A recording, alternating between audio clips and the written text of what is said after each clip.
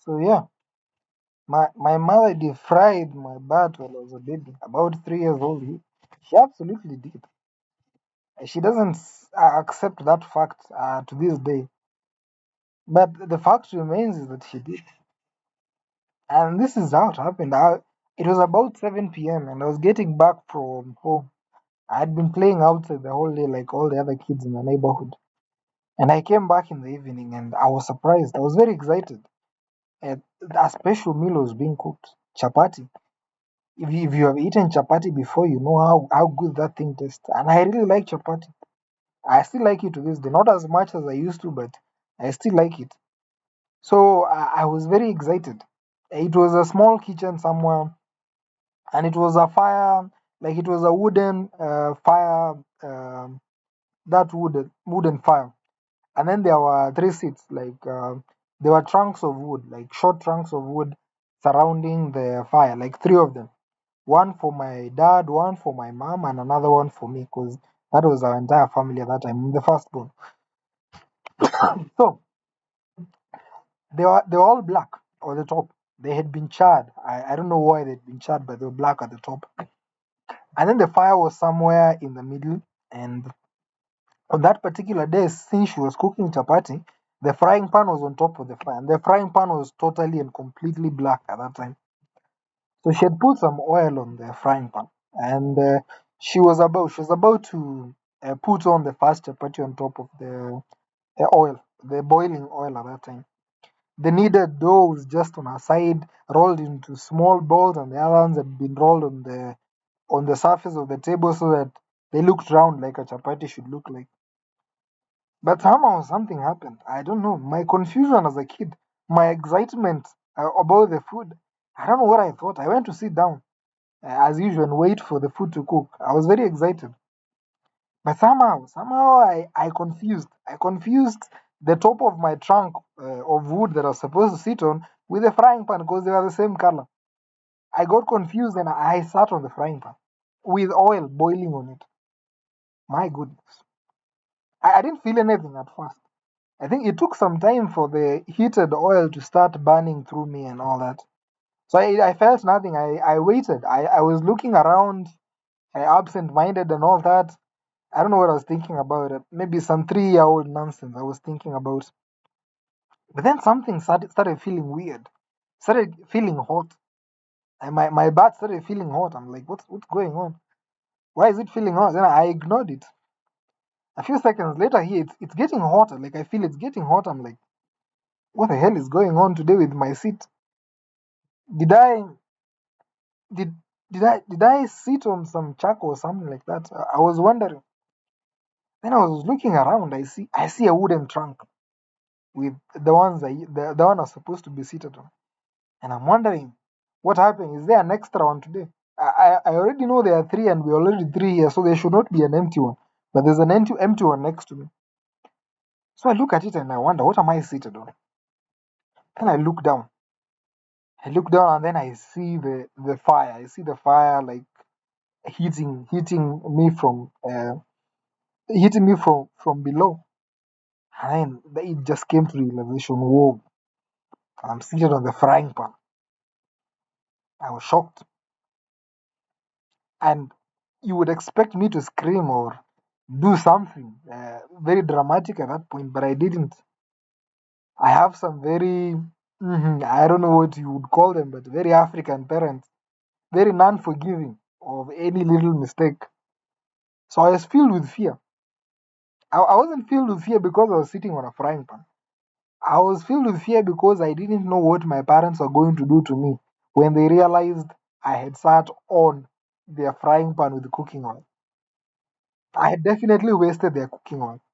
I know it may sound like they have no feelings towards me, which is how it felt at that time. I hated them because I was afraid at that time. I was like, once they discover I've wasted their cooking oil and they have to use more to cook the chapatis, they're going to be very angry with me and they're going to beat me up. A few days later, I had been beaten up by some kids. Several times it had happened.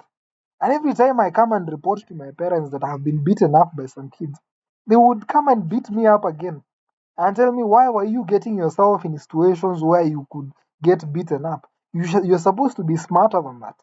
Stay away from trouble, and trouble will never find you. Stay at home. You don't have to loiter around with kids around the neighborhood from morning to evening. So I kind of knew the attitudes my parents had towards me. Sometimes it felt like they were forced to give birth to me or something like that because they didn't really care. They didn't seem to care about anything at all about.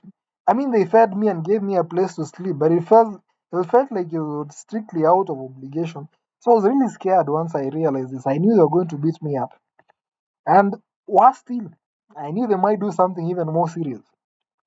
They might decide I'm not eating any chapati. Yeah, they might come to that conclusion that because you're so so lost in this world and so stupid for and are such an idiot, the chapatis are not for you anymore. So my heart was another fear in my mind. They had never denied me food or anything like that, but I didn't want to take any chances on this day. So I persevered. I persevered through the pain.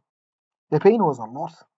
There was a lot of pain, but I was a 3-year-old kid who could not go to bed without chapati.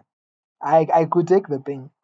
So I did. I carefully. They were still talking to each other at that time, so they had not realized that I was sitting on the frying pan. Like my mom just put the frying pan on the fire and they started having their usual discussions, man on wife. I didn't get into their conversations, so I slowly went and sat on the seat like nothing happened, and the night continued.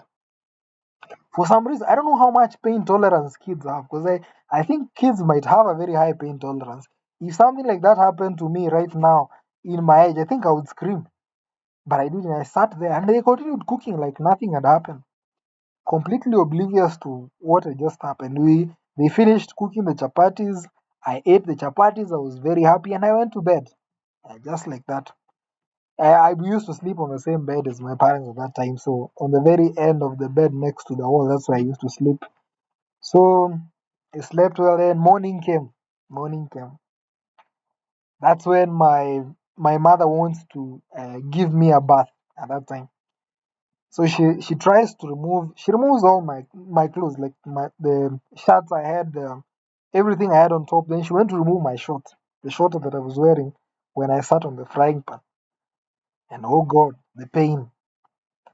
Apparently, the short was stuck to my skin. Like the cooking oil had somehow burnt through uh, the shorts material and my skin, and they had been blended together. So when she was trying to remove my short, it was not coming out. So she didn't know what was going on. So she pulled harder. And that's when I let out a loud scream. I screamed, I remember. I could not bear the pain anymore. I couldn't hide. I couldn't hide the pain anymore. It was just too much. So I let out a loud scream at that time. And she was wondering, what the hell is going on? What happened to you? She's asking. I'm not answering at that time. I'm just crying at that time. Right now, I'm not worried about the chapatis anymore because I've already eaten the chapatis. So I feel that I can scream. I know she might beat me up, but I can't take the pain anymore. I have no reason to. I can take a beating if that's what it takes. So luckily, she doesn't beat me up or anything. She's just concerned and wondering what happened. Later on, I tried to explain what happened. She's like, "No, that didn't happen in my house. It can never happen in my house." To this day, she denies that it happened in our house. And as a 3-year-old at that time, my word cannot be really trusted. Like my memory cannot be really trusted to give the right details. But that's what the entire family. That's what I told the rest of the family. My grandparents, my uncles, aunts, and cousins. That it was my mother, and she was very angry at that. She went through something similar as a child. She has scars on her face and her body. If you look at her, because something similar happened to her as a child with with my grandmother. Now she's the last born in a family of about 9, so she was the only one left in the home, while the others had gone out to school and to work and all that. So she happened to sit next to her mother while her mother was cooking tea, and she slept on her side next to her shoulder. But she somehow happened to slip from the side of her shoulder into the boiling hot tea at that time. And yeah, it left her with a big scar. Apparently, she was in hospital for like 8 months. I don't remember how long she told me, but I think it was 8 months as such. So she had vowed that she would never let something like that happen to her own kid. And then it happens. It happens and it happens.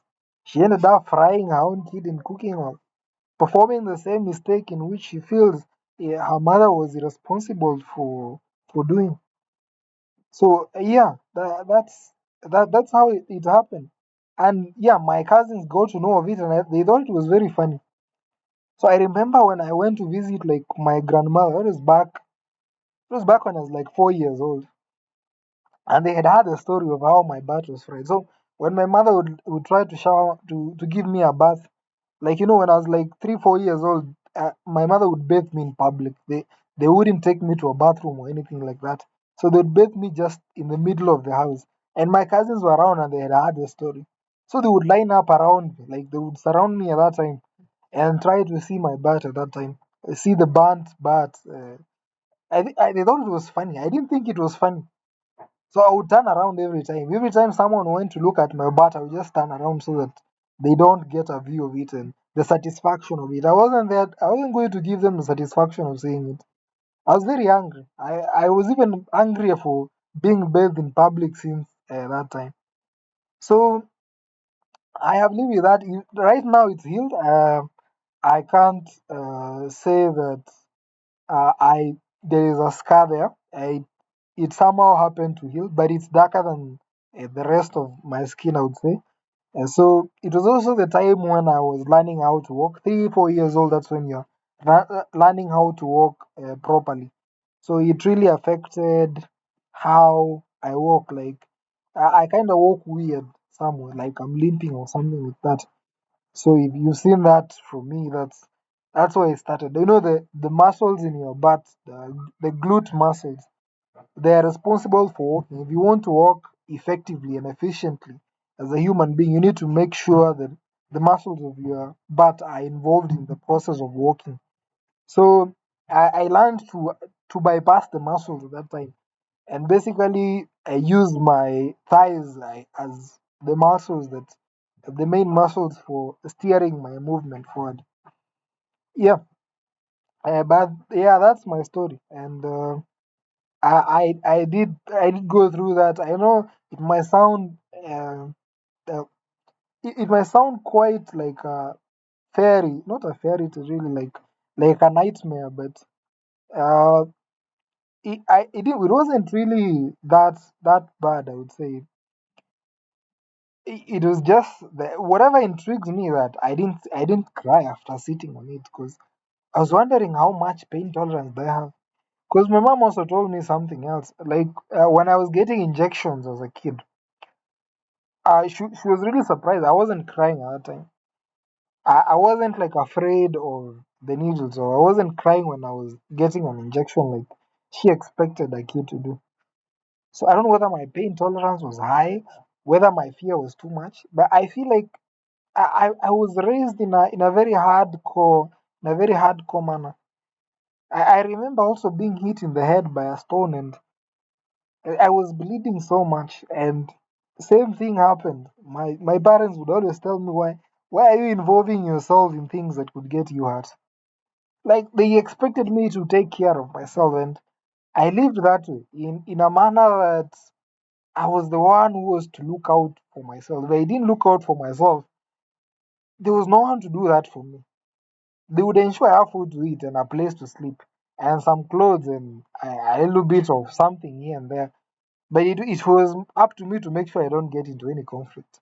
So I think I ended up being a bully at some point because I had, I was going through so much and I couldn't tolerate the behavior the other kids were portraying, like how they're trying to put me down. So I think I felt the need to also put them down. And whenever I was beaten up, I would suck it up and go home and act like nothing happened because I know my parents are not going to do it. I expected them to go to like for other kids. I would see their parents going to parents of the kids who beat their kids and tell them that your kid is beating my kid. Please talk to your kid. My parents would never do that.